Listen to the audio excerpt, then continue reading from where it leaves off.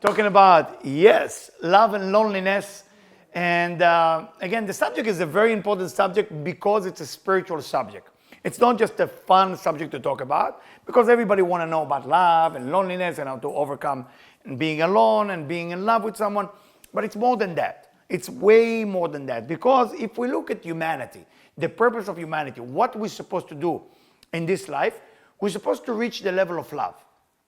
Now, the Kabbalah, the Zohar, the Mishnah, the Talmud is teaching us that the reason this has become life purpose is because a human being meant to fall in love with the divine, with God, with the Creator. That's the ultimate goal of every human being. So the way we practice is with people.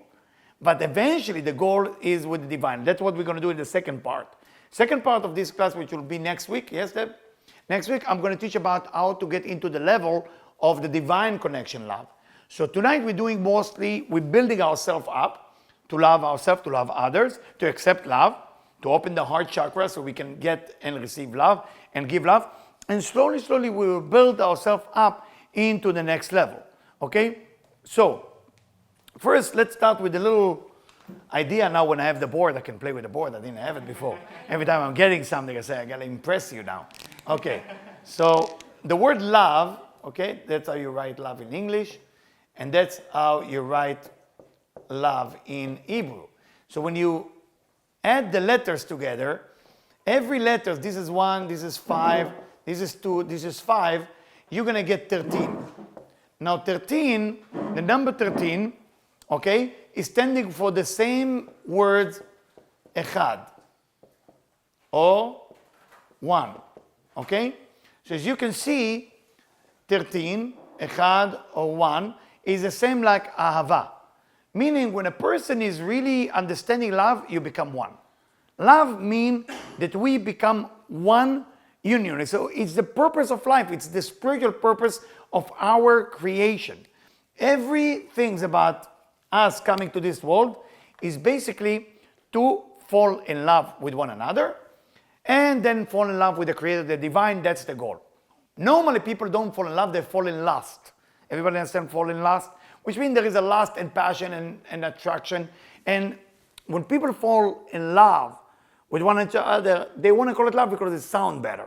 But truly, when people say love from the first sight, you know, I saw somebody, you're seeing physical body, you don't know nothing about them. You have beautiful eyes, beautiful hair, beautiful body, tall, short, you know, going this way, going that way. That's basically what we call love. But the true essence of love, what it's supposed to be giving. It's supposed to be one. It's supposed to be together. It's supposed to be, I care about you. It's not what can I get from you. You know, if you study physics, there's two ways that atoms can merge. Either I will steal something from the other atoms and it will become two atoms that merge to one, or I will basically live in peace with the other atom and we merge. One is love and one is stealing. There is two types of two people getting together. Is one, I have something that you have and I don't, and I need it, and that's why I would like to be with you. So either you're good looking, good money, fame, whatever that attracted to you, that you find attractive, then you follow it. Now when you think like that, eventually that fulfillment will not fulfill you. So you're going on a date, and what you're looking for something that can fulfill you, that's something that can complete you. But that's not love, that's called use. We take in the soul and the body of the other human being and we try whatever they have will be mine. And that's why there is so much fight. There is more divorce than marriages. There is more separation than union. Because everybody tries to take from everybody something. People are not knowing to be together for the sake of being together. They are together for the sake of taking. And that's why people end up lonely. Many people end up lonely. So in my job, in my profession, what I do most of the day is meeting people. So when I meet people who are alone or lonely, some people they say, don't say lonely, say alone, whatever. You understand what I'm talking about. The message is clear. So it's most probably the person end up in a situation that is thinking twice if he want to give, or she want to give, or they want to give. When you're thinking twice about your giving energy, which means if your sharing level is on a very low level, if you don't want to give anything, no giving, no love. No giving, no reason to be in a relationship. If you have no give, or you have nothing to give, okay? Basically, this is equal no love. You're not ready for love. You're ready for deal, for using people. And whatever it is, for money or for your own sad thing, I mean, it can be sexual, you know? Some people forgive me for saying it, but I have to say it, you know, because we have to address everything here before I'm going into Rabbi Isaac Luria, what he say about it. But some people sometimes use people sexually, you know? They are kind of feeling alone for too long, and they, whatever it is for women or for men, they take advantage of the man or the woman, and they become a sexual partner. The sexual partner is basically masturbate with another human being. Basically, forgive me for saying it this way. But we got to bring the truth to the floor, you know, and if you want, you can pick it up. You know, I'm going to put it there. But so many times, the relationship between two human beings is based on need or use. And that's those relationships, you know, not just that it's not working, it's destroying one another. You know, a girl or a guy look for a mother figure, father figure. They complete it with a partner, but they don't love that partner. That partner just remind them of the mother, remind them of the father, and then they're using each other. It's a disaster, and then they get sick physically. Why? Because they're draining the energy. The Talmud, I would like to share with you a section from the Talmud. The Holy Talmud writes that for a man before he meet the woman that he loves, that's what the Talmud writes, a weird section, he need to meet first a woman. What the Talmud write, the name that the Talmud put there is tough. I will say the name in Hebrew, in Aramaic. It say he has to meet kalbata, a woman which is kalbata. If I need to translate kalbata comes from the word, the female aspect of dog, the female dog. You know how you say female dog? How do you say? Bitch, right? I mean, I'm sorry for the camera. All right? So it say that the man need to be kalbata. So, and then when he get married to her, the rabbis who marry them ask him, matzah or motze? You need to ask him, matzah or motze? Matzah mean found. Matzah mean, did you found this woman the best of the best? Or motze, I found her worse than hell. So they say, why is the man has to go to abuse of that woman? I say, because a man, and forgive me for all the men and the thousands of people are going to watch, and we do anything live for the people at home? Maybe. So why is the man has to go to that disaster? Because a man need to be purified by a woman, and either a man get the worst woman to clean him from money, to clean him from pride, to clean him from health, God forbid. I don't wish it to anybody. Some man has to go through some disaster to wake up to find the soulmate. So the men will, you will see sometimes people walking, and the men get beat up. They come to see me, and I'm sometimes not clear. Why is this man has to go through such a disaster? Good man, disaster. Why? And if he come to see me, I say, Eliyahu, what do you think? And I know because the Talmud writes. I said, whatever advice I will tell you now will not help. So why are you even asking me? Why are you even asking me? I know what the Talmud say 2,000 years ago. You will ask me that. I will tell you this is good for you because it's hell. Say, what should I do? I say, well, you have to stay there until you get beat up really bad. And then you wake up to find your soulmate. You have to go through that. It's not the same thing for a woman, by the way. If a woman gets abused by a man, the Talmud says she has to run away. How come? It seemed like unfair. It seemed like, we thought that the Torah and the Talmud and the Zohar has to be a little bit primitive. And if it's a little bit primitive, it should be a little chauvinistic. No. People who study Talmud, people who study Zohar, people who study the Ari, people who study with my teacher, the Rav, no, it's not the same. Man is different than a woman, and soon I'm going to read it to you in a second. Woman, coming to this world, more spiritual. More than that, I will tell you. A woman actually volunteered to come into this life. I will read now from section 20 from Gate of Reincarnation. All this book is all about reincarnation. And he writes like this: אם בשפת הגלגול is reincarnation נוהג בנשים כאנשים או לא? Is it the same reincarnation for women or men or not? I need the answer right now. It's a question. כי הנה רז"ל, the sages told us and teach us in the Talmud of Sotah. There's a section in Talmud called Sotah, written 2,000 years ago. כשיש זיווג אחד, there is one relationship and there is two relationships. It seems like people have to go through two types of relationship. And it's very difficult to put two people together, as much as it's difficult to split the Red Sea. If you know the Bible story to split the Red Sea, it was difficult. I mean, to understand it. And it says the second relationship is way better than the first relationship. Why? We need to understand. So it says like that. When a person is new, what does that mean, the person is new?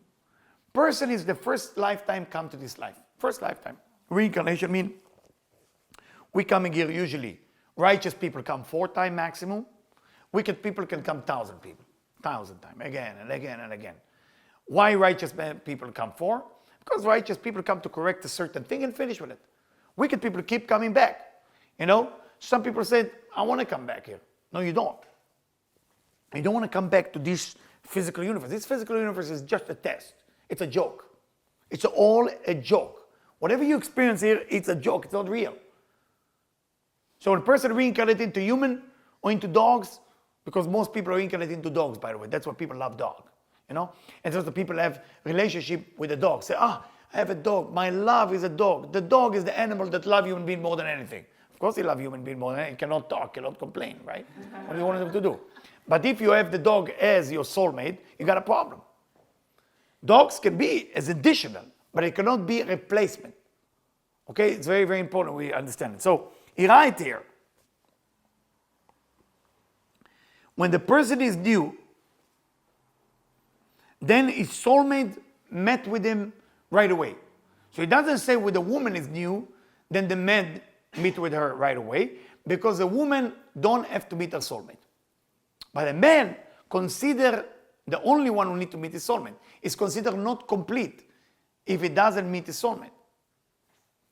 Why? It's again, it seems very feministic. It doesn't seem chauvinistic. It seems unfair. So he continue. When the time for them to meet, it's come easy. No fighting, no problem. But if the person is committing a crime, that for that he need to be reincarnated again, when he come to meet with her, nothing come easy.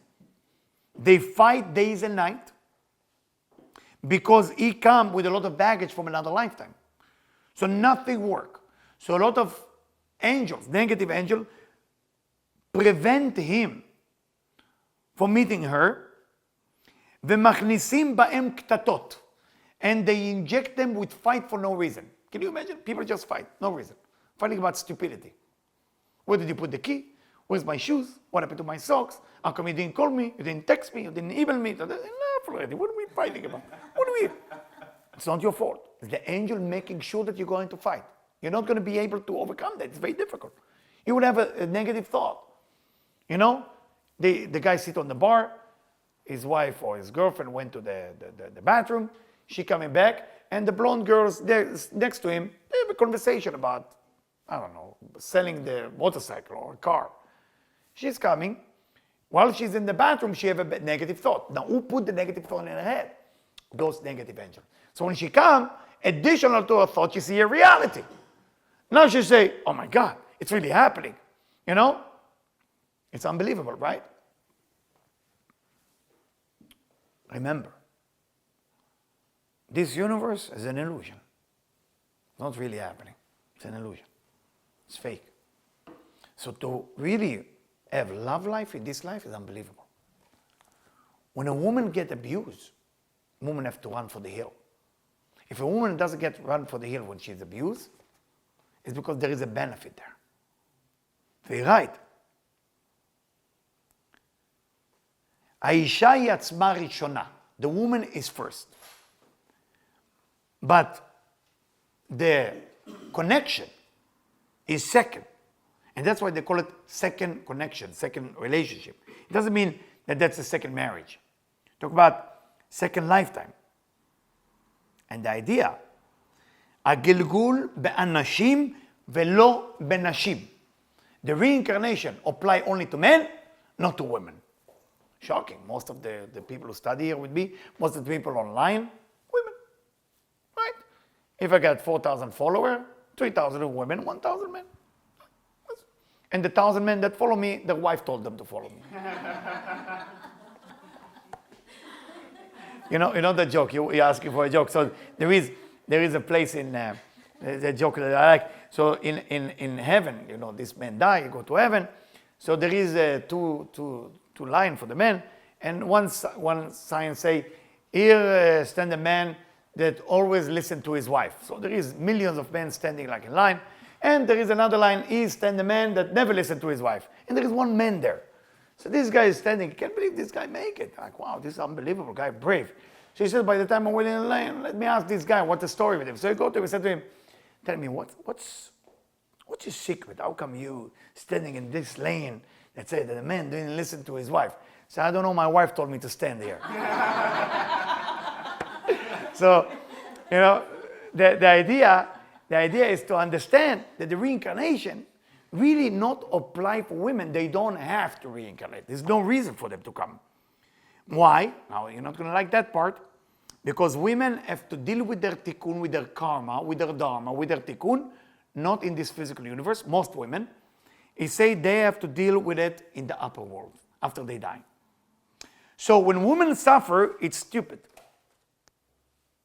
Stupid. Or she get benefits, she get money for it. Or she get attention, or she get fame. So if you see a woman suffer, well, no reason. Men suffer, there is a benefit. When a man suffer, always a good reason. Okay? I'm not trying to get the men down or myself down. I mean, I'm reading from the book for you. I'm trying to get, soon I'm going to explain about how we build it up. But first I'm giving you the foundation of understanding man and woman. So we need to understand that how it built, that relationship has been built. Now, today in our universe, people reincarnate into different body too. That's explained the gay relationship. Gay or lesbian, because soul of a male to a body of a woman, and it's confused. It's something's going the other direction. So they cannot have relationship with different sex because they have to have relationship with different people because it's been mixed.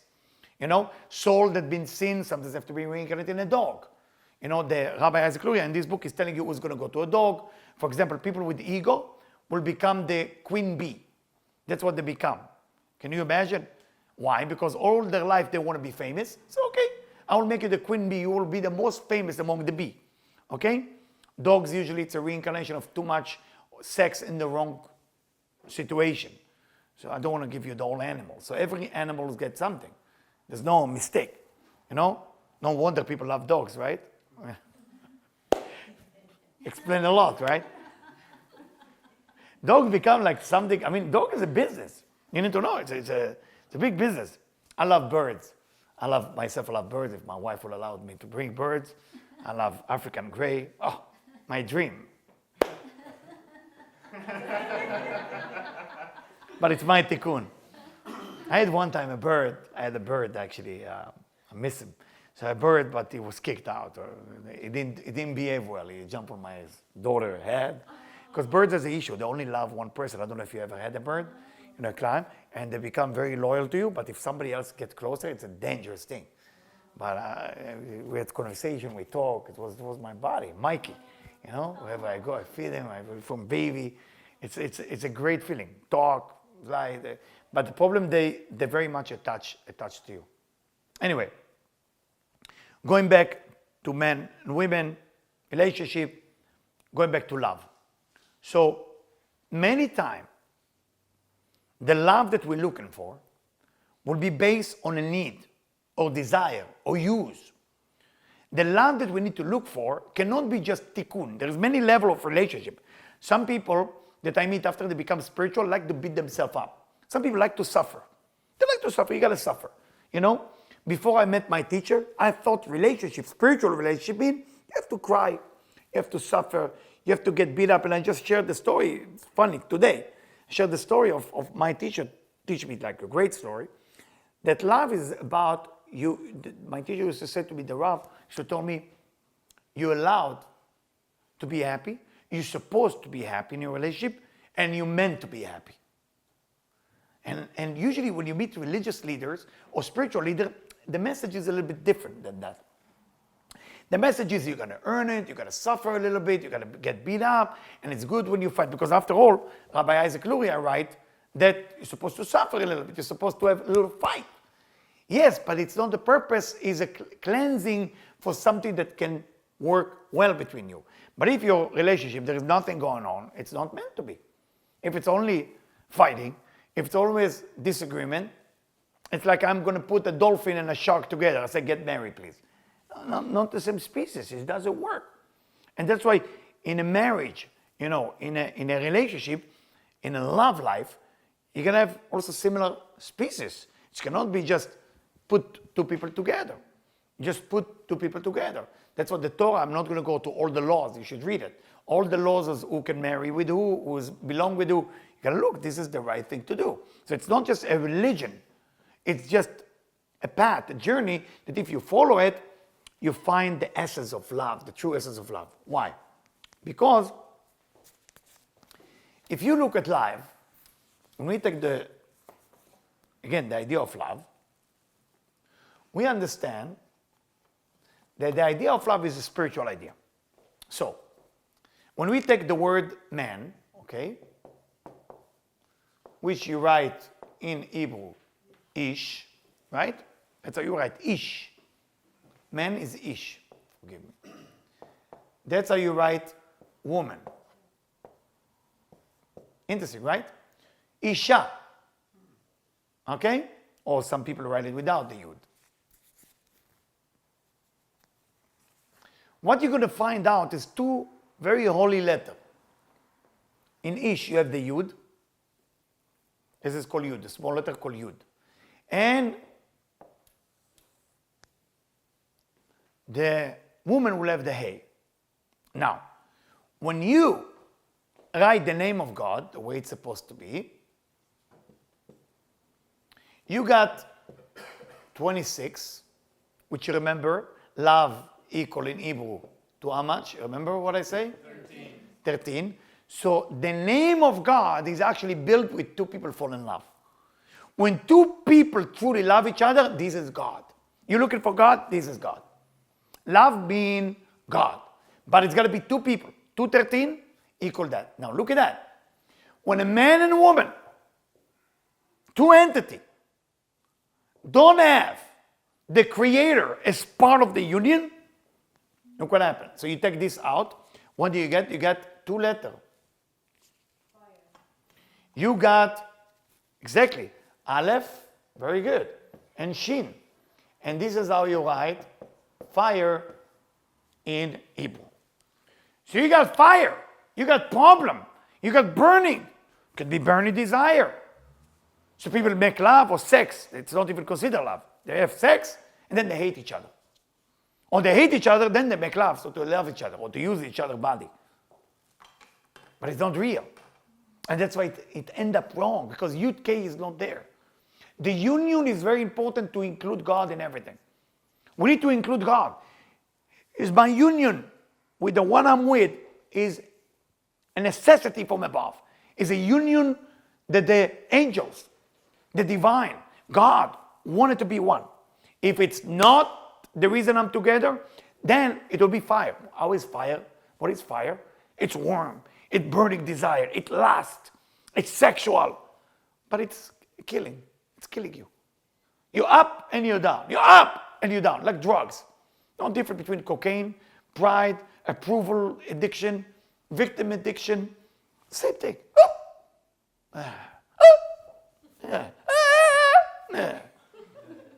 I'm describing it to you so you understand this is not what meant to be. But when you have the Yud K, Yud, in Kabbalah mean chokhmah, the highest level. A mean bina. That's the most beautiful thing. Most beautiful thing. I wouldn't tell you, I wouldn't know if my parents love each other. I wouldn't tell you yes or no. I mean, they were fighting a lot, or they were not talking a lot, which is another type of fight. I grew up with a strange family because my father was an orphan. I mean, he never met his father, and his mother died when he was 4. And then he born in Tunisia, Libya, Sicily. So he grew up in Sicily as an orphan during the war. So for him to show emotion or something, this was difficult. So I can't blame him. He cannot say, I love you. My father said to me, I love you one time. Before he lost his speech, he was sick with Parkinson. My mom got married very early. Didn't have that. So I grew up with family that emotion was kind of look weird. It look weird if you express emotion. And me born water sign, I'm Scorpio. So for me, emotion is all what I have. I don't know anything else. So my father is Virgo Libra. My mother is Gemini, change her mind every day. My sister is Capricorn, can you imagine? My other sister, Aquarius, and my youngest sister is Sagittarius. No water in the house, no emotion. See, if I say the word I feel, I look weird. What do you mean I feel? What is that, I feel? Is it, what's the practice? In my house, we also don't hug. In a holiday, we say hi from far or maybe shake hand. It's very weird because I grew up Jewish Sephardic, and Jewish Sephardic have that warmness, and I'm missing because of situation. So I remember one of the fights that my parents had. My father would not go out a lot because he was suffering from OC, obsessive compulsive, from cleaning point. So he wouldn't eat outside, never. I never saw a restaurant until I was 17. Nothing. We eat everything at home, everything made at home. So he took my mom out. It was all of us, 3 sisters, and I was like, wow, something is happening. Maybe not the kids. So they're coming back fighting after 45 minutes, fighting like bad. And he's angry and cursing different things, and my mom is kind of, I can't believe I can't. She's miserable and he's upset, and both go into different directions. We have a small home, so it doesn't matter how direction you go, you meet each other again. So basically, they sitting there, and I asked my father, what happened? I said, I don't know, she's always depressed. And I asked Mom, what happened? He said, he didn't even buy me ice cream. So my father kept cursing. He said, I offer you an ice cream. You say no. I said, yes, but you weren't persistent. You didn't push enough for me to have it. That's the type of fight. So I don't know if my parents were in love or it was love. I can't tell you that. But in those days, it was about survival. It's about how the kids will make it, how the kids will have money, how the kids will have good school. That was different because it's different time, guys. It's different time. We sit here and we're doing our Facebook and we think, am I in love? Am I not in love? It's a different kind of way of thinking. You know, we're thinking there, I'm not sure I love him. We have 2 flowers. We're there, he loved me not. And then we go second flower, second opinion, you know. So we go into that like we're going to that like, am I in love? Am I not in love? You know, so we need to remember that. When you have spirituality in your union, you find your spirituality, your essence, your togetherness, one for another. And you find out one thing. Are we as a couple practice our essence of connecting to the divine? If you don't have it, it's very difficult. Very difficult to build something. Now, I would like to share another thing. And this is more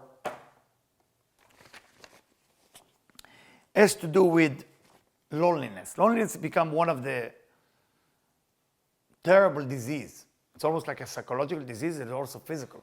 It can kill people. People get lonely, then they get sick, then they die. You need to know that. It's very sad. Very sad.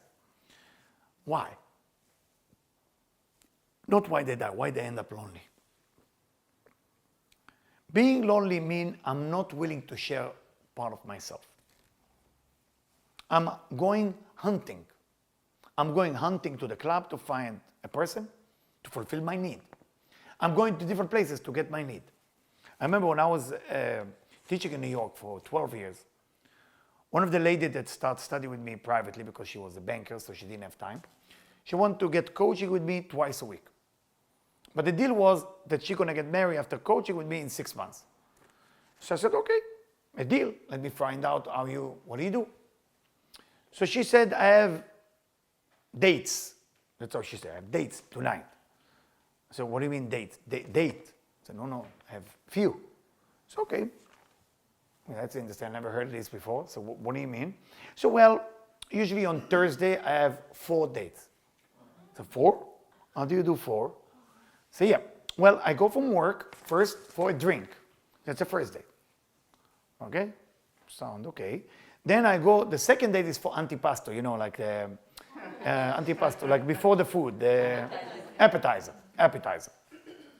The third date is the dinner, and the fourth one is the dessert.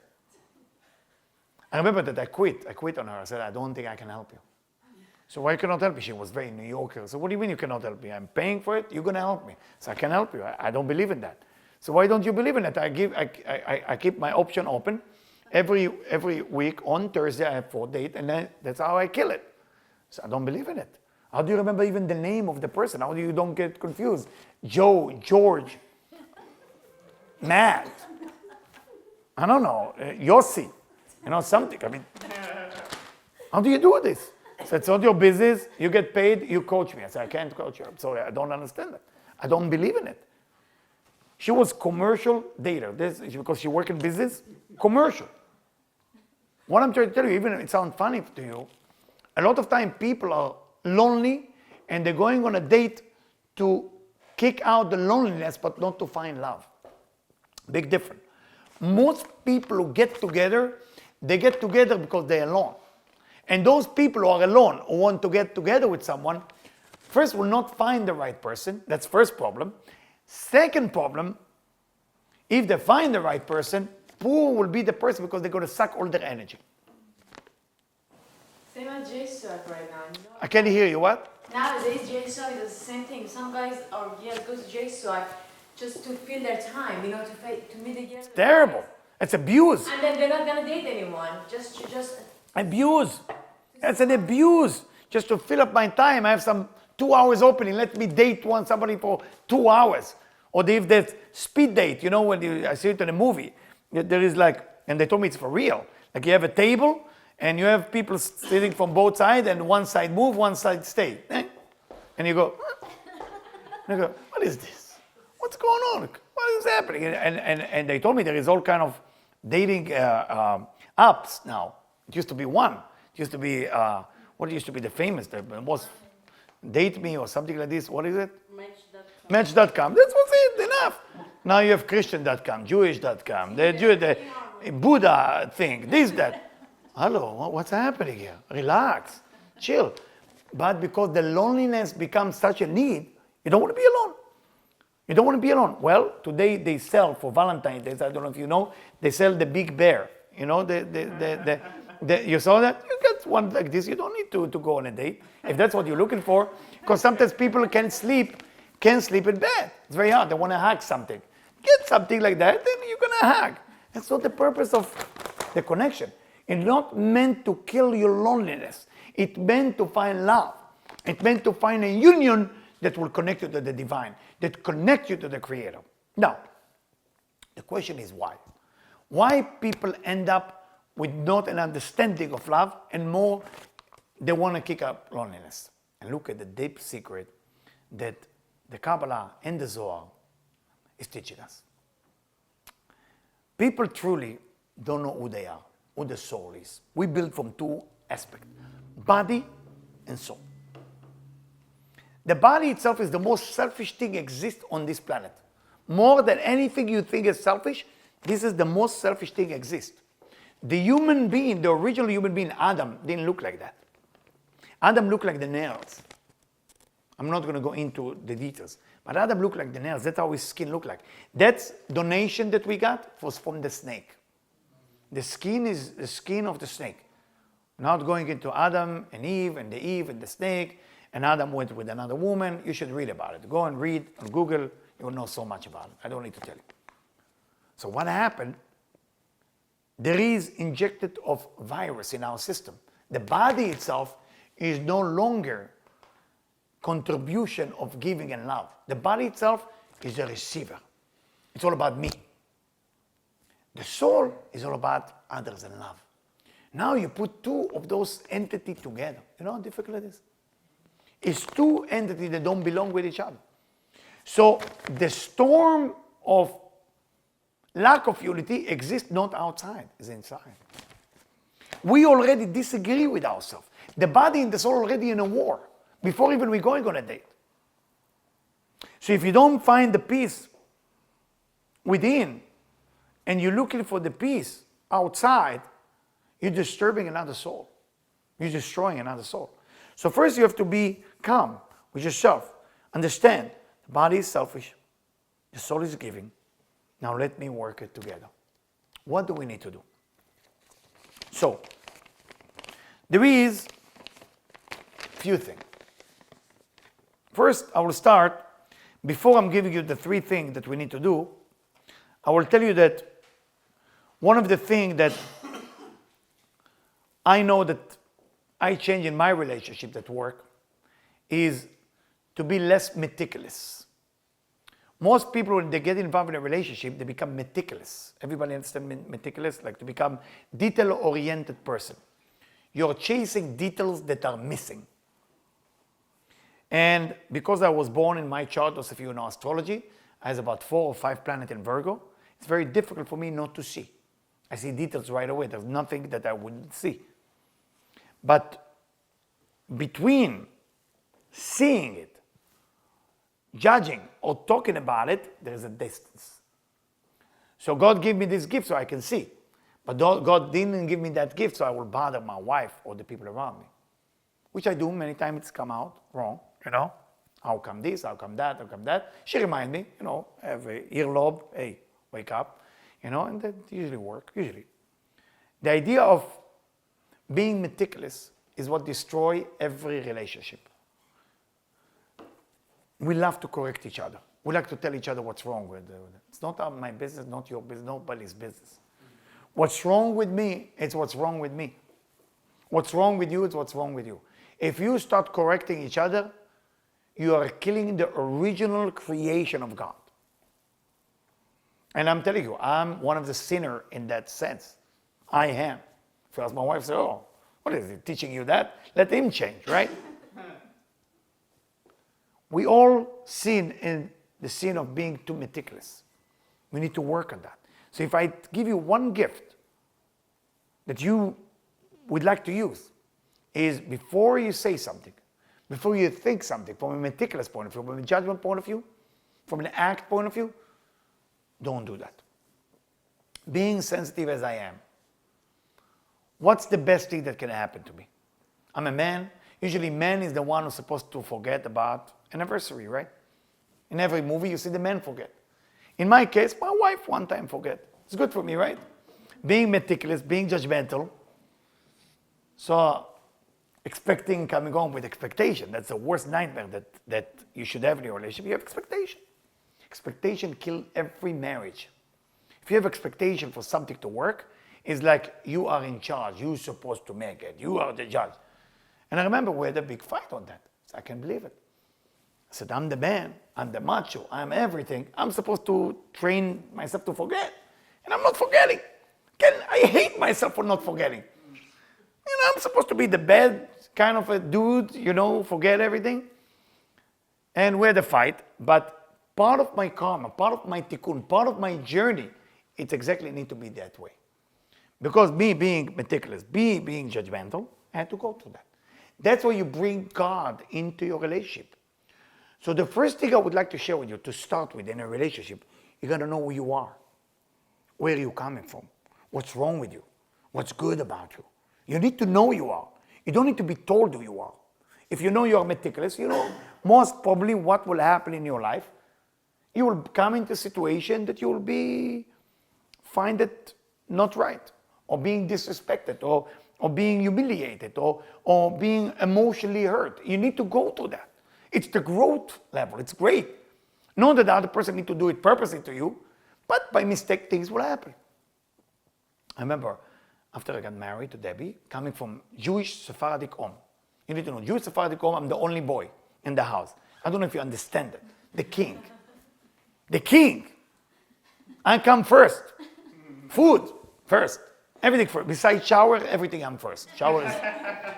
So, coming from my parents from Libya, Tunisia, Israel, first. I marry a woman who grew up in Connecticut. Ashkenazi Jew, Sephardic Jew, right? Dark bread, white bread, different mentality, different idea. For me, love means kitchen. That's love. Love, the way I grew up, love equal kitchen. If there is smell coming from the kitchen, you love me. If the woman doesn't cook nothing for me, she doesn't love me. That's simple how I love. So I'm married to my wife, and I remember my father, one of the things my father said, never marry an Ashkenazi Jew. He also would tell me. It's true. It's a true story. Because Ashkenazi, that's what he told me. Since I'm young, he said, if you marry Ashkenazi Jew, you're going to eat from can, you know. So as we are about 3 months being married, I start being suspicious. Maybe my father was right a little bit. It's no food.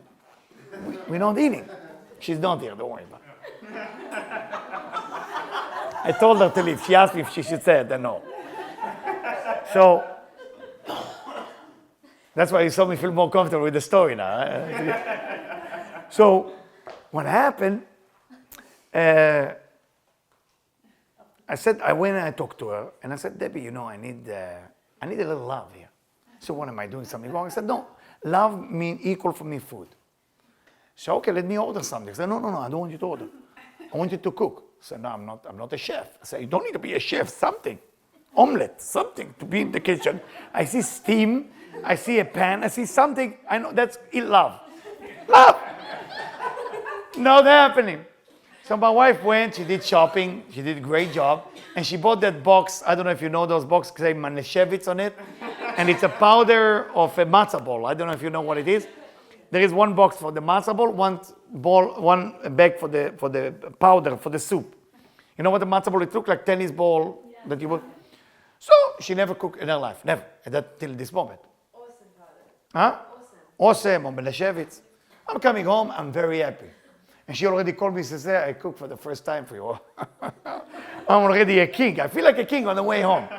Park the car, coming to the kitchen. We're renting one bedroom. We live together with someone at that time. So the kitchen we share with another family.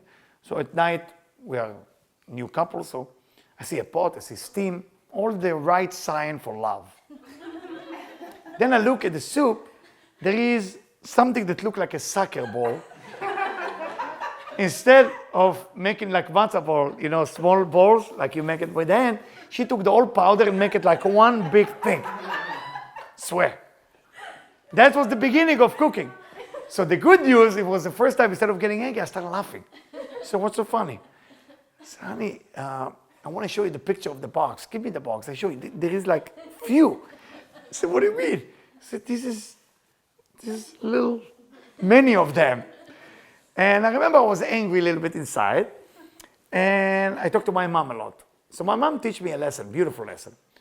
Said to my mom, you know, I'm really suffering. I love to complain. So I said, my mom, I'm really suffering. We said, what happened? I said, you know, the woman I'm with, don't say my wife when I'm angry, the woman I'm with. Nothing. So what's wrong? I said, every time we have on our refrigerator all the name of the restaurant, and that's how I'm eating. You know, I didn't grow up going to restaurants. I grew up only eating in the house. So my mother said something beautiful. God bless my mom. I said, listen, Eliyahu, I spoiled you all your life. I teach you how to cook. I'm a help of a chef. I used to work for a chef. You know how to cook perfectly. You know how to do everything. Don't you think it's from God, she told me, my mom. That's how she fixed me. Don't you think it's your time to share back, to give back? Maybe it's your time to cook. But you need to know, I grew up with a Sephardi family. The men don't cook for the wife. The wife cooks for the men. And that changed at that moment. And I started cooking. And the voice of my father didn't leave my brain. Like, you're never going to cook. You're never going to eat from a can. And it's like, it was very hard. So I started cooking. Whatever it was, dinner, whatever it was for the kids, a breakfast, a thing. And from time to time I was angry. I said to my wife, are you gonna try? Fail making me food. Fail. You know, try and fail. It's good. Nothing. We live in Tarzana, if you know the valley. We live in Tarzana. I come home, there is rice, Persian rice, with potato in the bottom. You know what the tadig? She made me rice. So I thought, it's a dream. And the chicken and this and then. I don't know how to make Persian rice. So what's going on here? So nothing. And those of you who know my wife, she moved on to the next subject very quickly. Gemini. There, nothing. You know, my mom Gemini, my wife Gemini. No big deal. So this is a Persian rice. This is very heavy duty making. Yeah, I make it.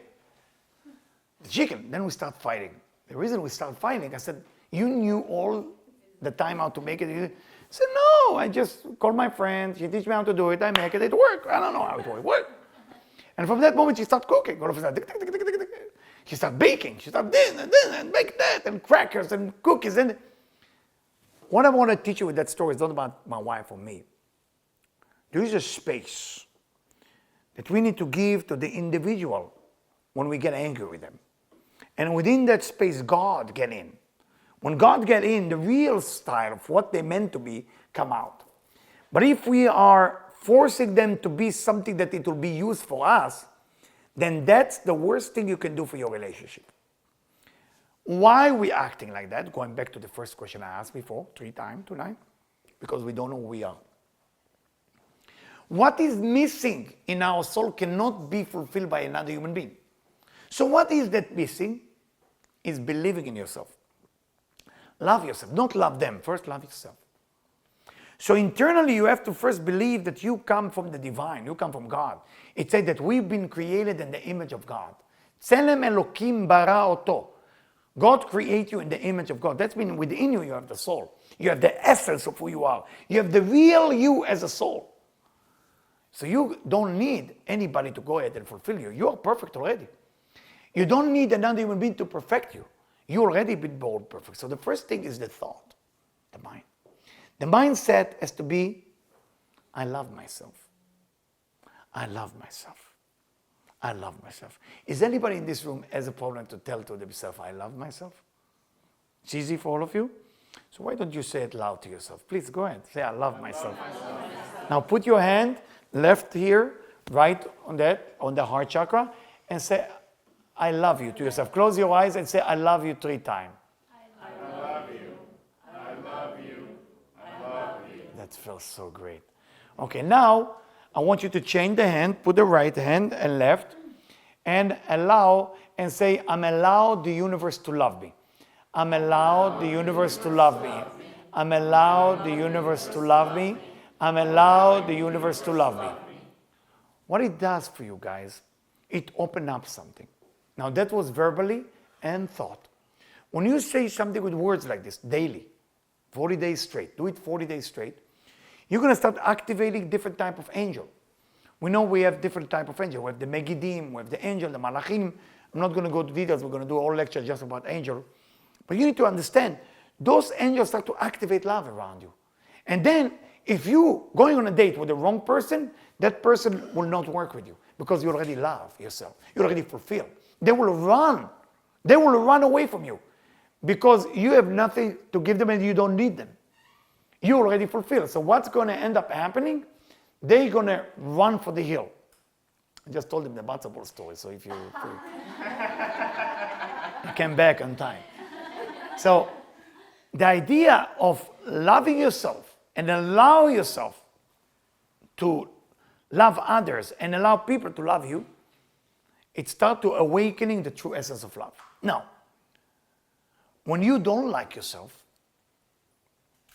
or you don't allow people to love you, you're going to start to attract exactly the person who's not supposed to be in your life.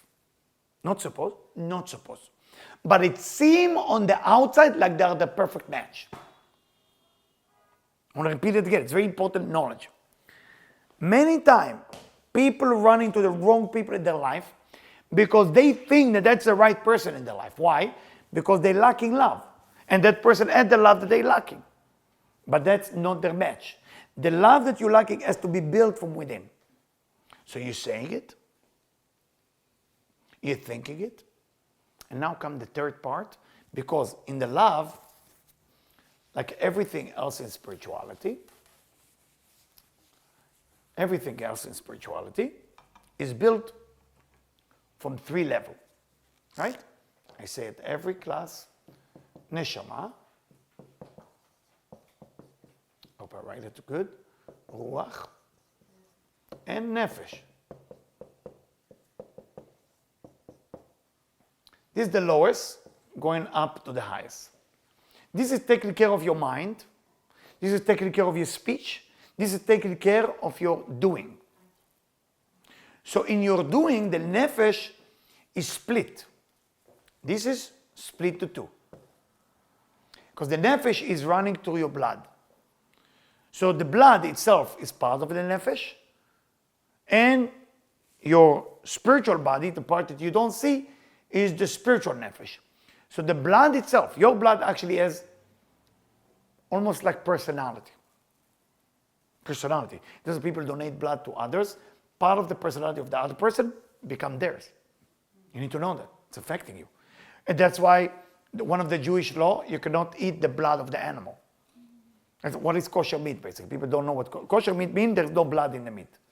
So when you go to kosher restaurant, make sure you don't order the meat well done, because that's been, it's already dry, they will dry it even more. So because the meat has no blood. So even if you see the red, it's actually the water that was mixed with blood before. Because you're not allowed to eat the blood that exists within the animal. Because otherwise the blood become you. You become the animal. So that's the reason. You need to know. People think that kosher is kind of a religious thing. No, it has to do with spiritual essence. You become a cow, you become a bull, you become a pig, you become a lobster. Whatever you eat, you become it. That's what you become. Your food make you. And it lasts sometimes for too long. Sometimes for too long. So kosher is not just about, religion, you have to do it. No, it's a very serious business. You eat the blood of the animal, it's become you. And you stay. Sometimes stay for a long time. Depends on your circulation physically and circulation spiritually. It's like if you eat too much meat with blood, you tend to become like an animal. Because you become an animal. You are an animal. It's the blood. But it's only contribute not to these 2 parts, not to your mind or words. It's usually stop in the nefesh. Sometimes it can climb up. That is dangerous. So the nefesh has 2 parts. The spiritual part and the physical part. The physical part has to do with the blood. The blood, the selfish side of ourselves. Be careful before you're together with somebody you love, be careful of what type of food you're eating. Because it's affecting your blood. I'm not going to go to nutrition class right now. We had the discussion about what's the right food. Okay, alkaline, acidic, or different microbiotic diet. There's so many diets out there. But most of the thing you need to know is there is things that boil the blood. Things that boil the blood make you more selfish physically, more sexual. For example, garlic, boil the blood. It's very healthy for you. Boil the blood. Nuts, boil the blood. You understand? The term that they use in the Talmud is boil the blood. If you want to go and study it, but I cannot go into it because the lecture is not about health tonight. I will do a whole lecture just about health with a few doctors who are going to do it with me. So when I'm going to do the class with doctors, they will present the medical point of view, nutrition point of view, spiritual point of view. That's what I want to do eventually. But first, you need to know the nefesh. So when you're going on a date, try to eat light food. Light food is being like vegetables that have less selfish thing. Okay? Vegetables is less selfish. When you eat an animal, you become it for that moment. Okay?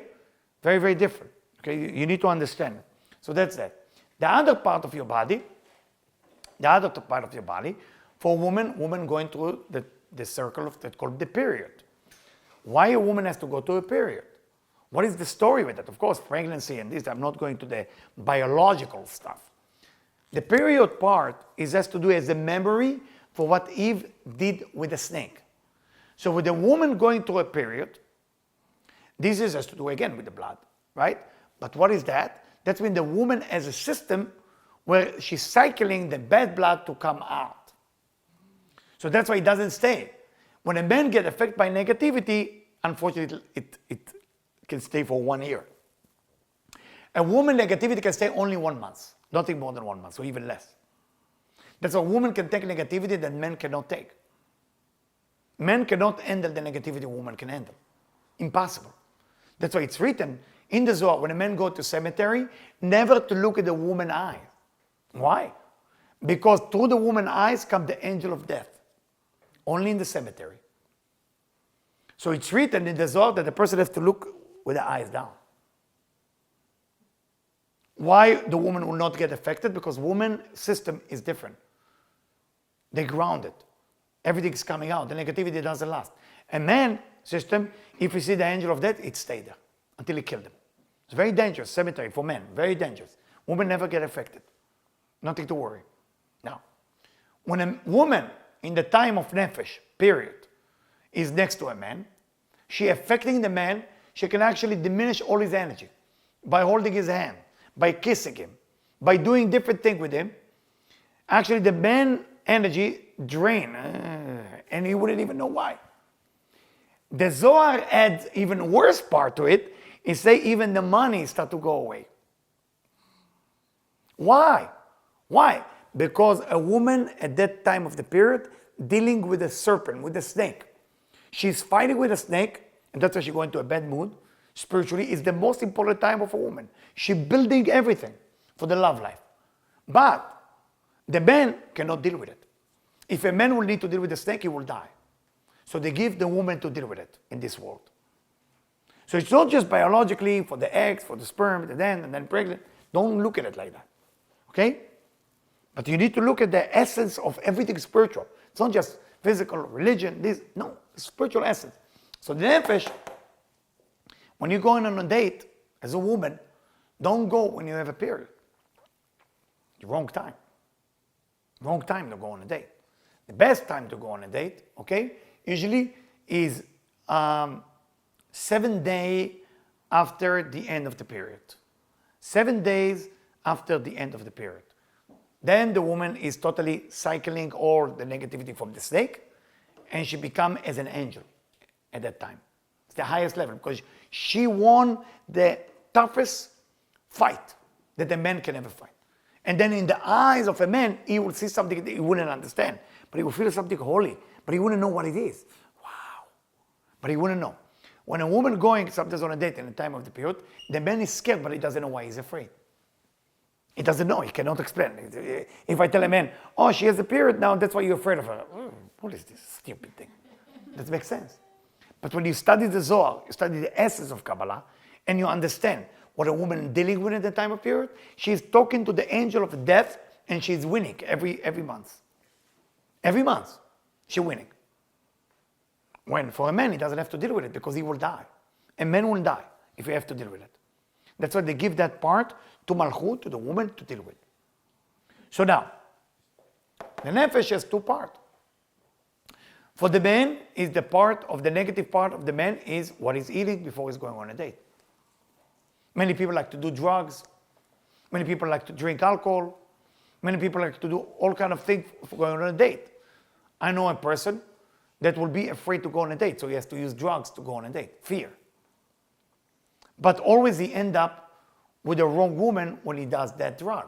Of course, because the drug's taking you to a high level, right? You think it's a high level. How high it goes is so high that when you wake up from the drugs, you say, oh, did I end up with this woman? I can't believe that happened to me. Because the drugs is an illusion that it take you high. It take you low. But it take you so low and it make your eyes so closed that it seems like it's high. You understand what I'm saying? It's a delusional. Delusional. You close your eyes and people look at the drop on a rose and they look and say, oh my God, look how beautiful. And you say, it's just a drop of water on a flower. You say, but it's gorgeous, amazing, I love it. Your eyes closed, that's why it seems amazing. So remember, the nefesh has good side and bad side. That's what people make all the mistake. And this has to do with action. Okay? This is to do with what you do in action. So, first date, stay away from sex. Second date, third, if you can pull it as long as you can. Because if you, after sex, if sex is what you're looking for, you are stuck in the nefesh and you go to the bad side of nefesh. You never get to ruach and neshama. You're stuck in the bottom, in the mud, because it's become physical. But if you control that, control the sexuality, control the physicality, control the respect, control the food you're eating on a first date. You're not like an animal. Relax, chill, relax. And you start growing to the ruach, you start talking. The conversation is clean, it's different. Then, if you're able not to judge or say or criticize, then you climb into your mind. And when you fall in love in the mind level, it's the highest level of spiritual love connection. And remember, when you get to that, this is the most beautiful moment. Then, when you are in there, and let's say sex become an important thing, it's a very important part of the relationship, then it's been done from a different place, because it's done from complete. It's not been done just that, because if you separate that, and this is the only thing that exists, you're an animal, nothing more. This does not exist. This is just physicality. I'm using your body, using my body to get the pleasure that I'm looking for. And that's the wrong thing. That's nefesh. I want to get to ruach and neshama. I want to get to the 2 higher level. And for that, I have to build myself. But if you don't love yourself and you don't like yourself, you're never going to get to this. So the first aspect, I love myself. I'm allowed the universe to love me. And keep saying it again and again. So fulfill yourself. And then go on a date with no fear, with no nothing. You sit there, whatever it is, any date. Wow, exciting. You compliment the other person, not because you want to hunt them. Some people compliment the woman or the man. Oh my God, you look amazing. You look dank. I love your hand. I love your nails. I love your eyes. I love. Just because I want to hunt them. That's not the way to do it. It's wrong. It's manipulation. And that manipulation will cost you. You know what's the price of manipulation? What's the punishment for manipulation? That you always end up with the wrong thing. You ever thought about it? Think about it, please. The price or the punishment for manipulation, you're going to manipulate the whole situation to become that you win whatever you want, but what you get in the end, it's not even yours. Like you manipulate that you will have an arm growing from your back, another arm, extra arm. So in the end, you're going to get it, right? So manipulation equal that you're going to get the wrong stuff always in your life. Wrong relationship, wrong woman, wrong man, wrong business, wrong money. Be careful. Don't manipulate the situation to win. And many men go into stress. What they're going to say, what they're going to talk. Say whatever you want. And if whatever you say doesn't work, it never meant to work. Share. Be brave. Go for it. And for the woman, don't be such a hard to get. You don't have to play the game. If you think it's going to work, good. If it's not going to work, be polite and say, nice, because you might destroy this man for a long, long time. You destroy his level of loving himself. Sometimes women just act very bad to a man that they don't like. They say, go to hell or something like that. Now that man will have to go to therapy for 20 years after that. It's very serious. And then, from the karma point of view, they will have to pay the price. Either with their children, or their grandchildren, or themselves. It's very dangerous. You have to be careful with what you do, women or men. A man who destroys women's life, also, it's a karma. Because I grew up with sister, I will tell you a secret, Debbie knowing it. I didn't know how to end up a relationship with a woman. Actually, I never end up a relationship with a woman. I just never appeared there. But I never say this relationship is over. Because I didn't know how to say goodbye. So basically, I started a new relationship instead of saying goodbye to the last one. That's wrong, right? Until one time, it was Rosh Hashanah, and it was gathering. It was a bad situation for me. Those of you know me that I see the details, I see a table, I see conversation. So I've been brave enough, I sit at the table, I say, excuse me, I think I have a feeling what you girls talking about. And I'm sorry, I used to travel a lot. I was single, so I was traveling to Canada, to Mexico, to this. I used to do a psychic reading. I used to do a lot of psychic reading to a lot of people. So, I'm so sorry, but I have an issue that I don't know how to solve. I don't know how to end up a relationship. And you can beat me up now, and you can tell me I'm a liar, and you will be right. I just don't know how to do it. And I get out of it pretty good. But it took me about 45 minutes to complete it. What I want to do, just for the end, is if you can think about one person in your life that you really can't stand. I want you to think about somebody. Somebody who bother you, somebody you almost hate, or somebody you can't forgive. Okay? I want you to think about them very, very close with your mind, okay? The reason I'm telling you to think about them, it's a very important secret I'm going to share with you now. If you're capable to forgive someone that you hate, you will be able to forgive a part about yourself that you don't like. I repeat again.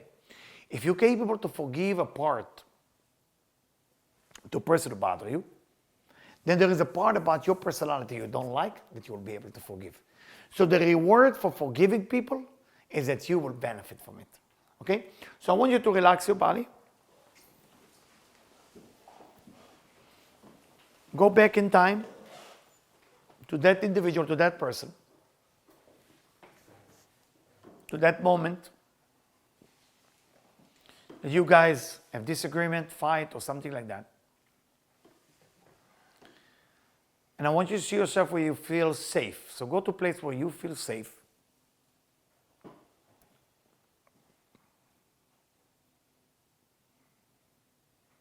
And while you're standing there, you know they're coming. You know the person that bothers you are coming. So just focus on your breathing. Inhale and exhale slowly, as much as you can.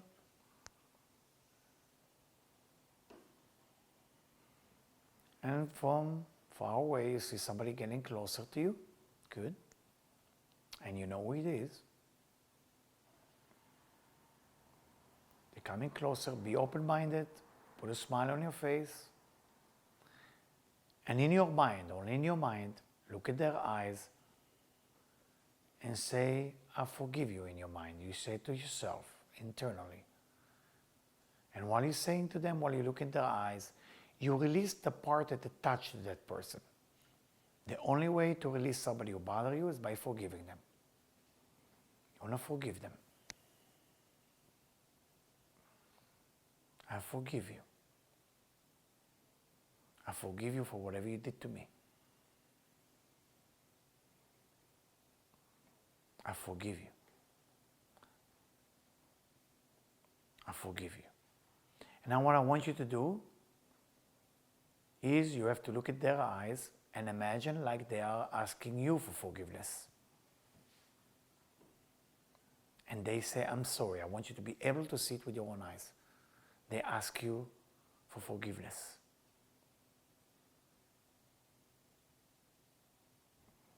They ask you for forgiveness, and you're going to forgive them because that's how you release them.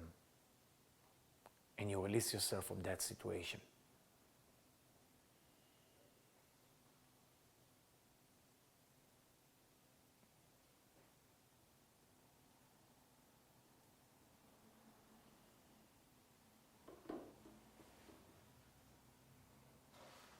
Please open your eyes. I want you to remember that if you repeat it again tomorrow, at least 3 times, the magic about that, those people might call you if they are alive. You might see them again. You might hear from them again. And you will see that step by step getting closer to them. And the reward for that, you'll be able to love yourself more. Thank you so much for coming, everybody. Thank you, thank you, thank you.